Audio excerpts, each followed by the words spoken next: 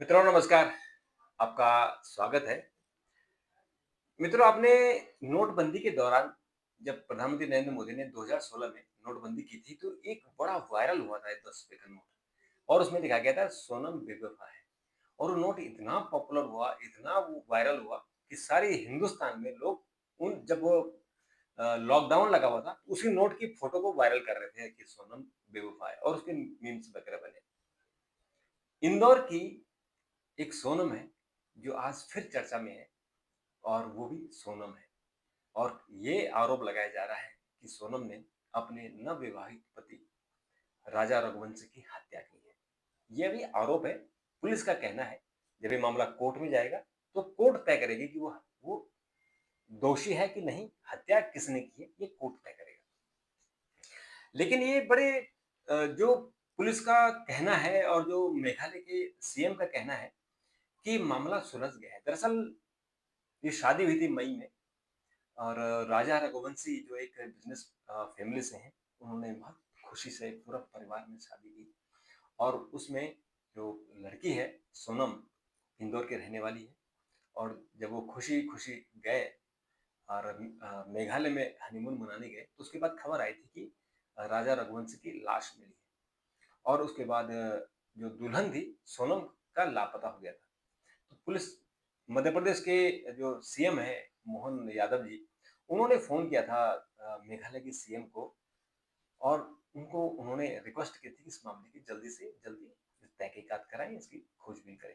तो मेघालय पुलिस ने 4 दिन के अंदर ही यानी 2 जून को ही पता कर दिया कि ये यानी 4 दिन के अंदर ही इस केस की उन्होंने तफ्तीश की और 3 लोगों को उन्होंने अरेस्ट किया।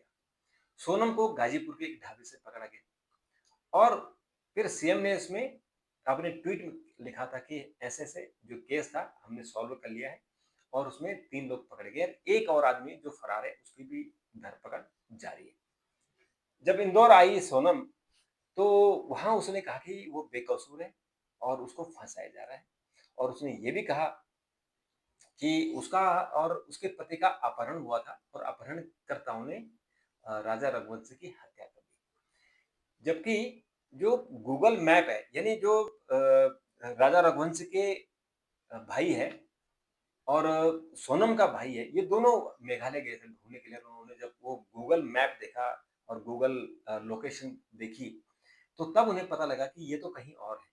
और जब वो पुलिस ने अपने फिर दरअसल उनके पास मॉनिटर करने का एक तरीका होता है, उन्होंने किया, तो उन्होंने अ, तब देखा कि ये तो मामला कुछ और निकल रहा है। जो पूछताछ से उन्हें पता लगी, तो उसमें जो पुलिस का दावा है कि सोनम ने एक्सेप्ट किया है कि उससे अपराध हुआ है और जबकि सोनम ने इंदौर की पुलिस को बताया कि उसने उसको फँसाया जा रहा है, वो निर्दोष है, उसने कोई हत्या नहीं की है और ये हत्या जो अपहरण हुआ है उसके कारण हुई है। लेकिन मित्रों ये जो भी कुछ कहानी हो, कहानी में जो हम कुछ दिनों से लगातार देख रहे हैं, अनैतिकता।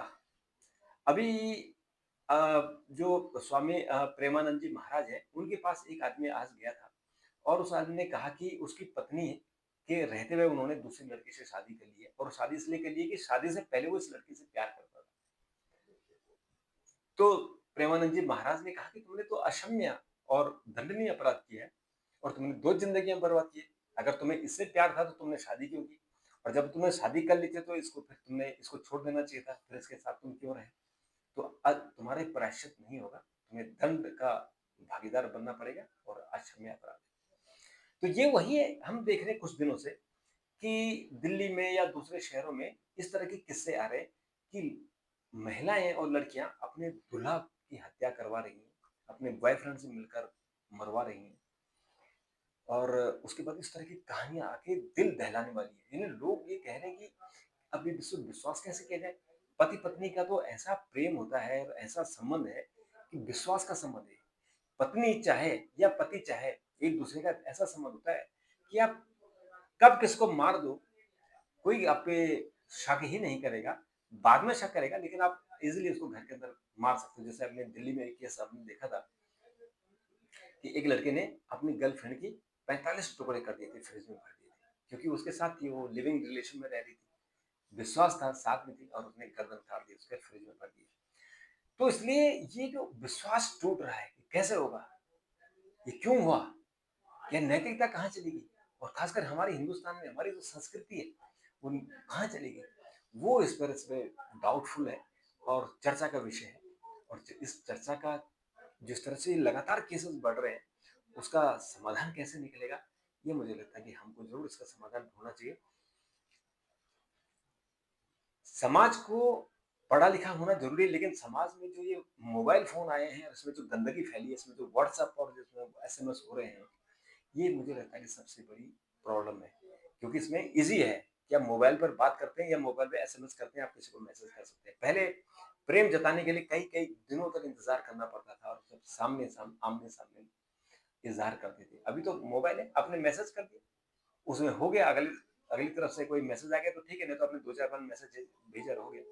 लेकिन ये खतरनाक चीज़ है और नैतिकता का सवाल है। इसलिए इसमें रिक्वेस्ट है सभी हमारे भारतीयों से, चाहे वो लड़का हो या लड़की हो, शादी करनी हो, विश्वास हो तो करो, अगर दूसरे जगह संबंध है तो मना कर दो कि हम नहीं करेंगे। इससे हमारा इसमें पहले से हम कहीं और से एंगेज हैं या हम किसी और से प्यार करते हैं, तो आप करिए, लेकिन किसी की हत्या मत कीजिए। बहुत बड़ा अपराध है ये।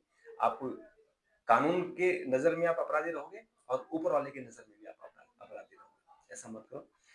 तो मित्रों, अगर आपके पास कोई और इन्फॉर्मेशन होगी तो देना। तब तक के लिए नमस्कार।